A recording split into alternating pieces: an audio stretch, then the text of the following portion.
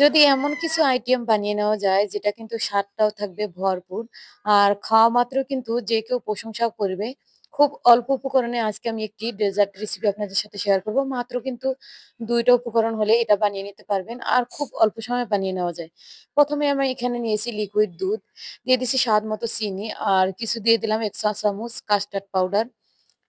এখন এই ৩ টা উপকরণ আমি খুব ভালোভাবে কিন্তু মিক্স করে নিচ্ছি। বলতে গেলে আজকের রেসিপিটা কিন্তু খুবই সহজ আর খেতেও কিন্তু এটা অপূর্ব টেস্টি হয়েছিল। এখানে আমি মাত্র ৫ পিস পাউরুটি নিয়েছি আর পাউরুটির আমি প্রত্যেকটারই কিন্তু এই যে ব্রাউন অংশটা কেটে নিচ্ছি। এই ডেজার্টটা বানিয়ে নিতে শুধু সাদা অংশটাই লাগবে। এখন আমি সাদা অংশটা টুকরো করে কেটে নিচ্ছি। খুব সহজে কিন্তু ঝামেলা ছাড়া এই ডেজার্টটা আপনারাও বানিয়ে নিতে পারবেন। আর যে কাউকে কিন্তু খাওয়ালে এটা প্রশংসা করবেই। কারণ প্রশংসাটা তো করবেই। কারণ যদি অল্প উপকরণে এরকম একটা ডেজার্ট বানিয়ে নেওয়া যায় আর যেটা কিন্তু মুখে দেওয়া মাত্রই কিন্তু মিলে যায়। এখন আমি পাউরুটির অংশগুলো মাটির একটা হাঁড়ি নিয়েছি এখানে। মাটির হাঁড়িতে ডিজাইন করে দিয়ে দিচ্ছি। প্রত্যেকটা ফাঁকা জায়গায় কিন্তু আমি রুটির পিসগুলো বসিয়ে দিচ্ছি। আপনারা কিন্তু যেকোনো পাত্রে এই ডেজার্টটা সেট করে নিতে পারেন।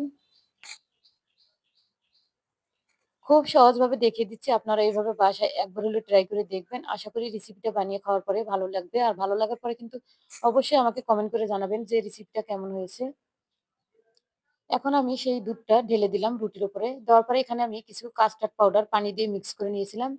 সেই কাস্টার্ড পাউডারটাও দিলাম। তাতে কিন্তু এটা জমাট বাঁধবে খুব সহজেই।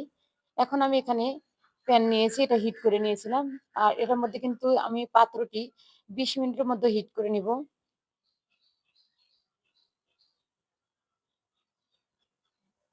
এই দেখুন ২০ মিনিট কিন্তু এটা আঁচ দেওয়ার পরে কিন্তু একদম উপর দিকে কিন্তু ফুলে উঠেছে সবগুলো।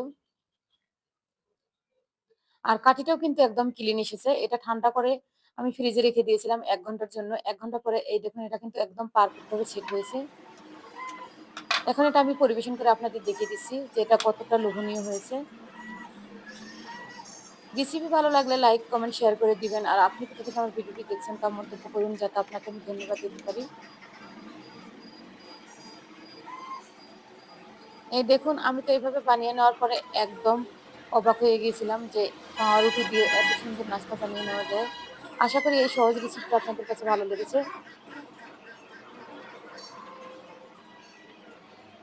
এই দেখুন আমি এটা কেটে দেখিয়ে দিচ্ছি। মালাইটা কতটা সুন্দর ভেতরে কিন্তু একদম কিন্তু পারফেক্ট হয়েছিল।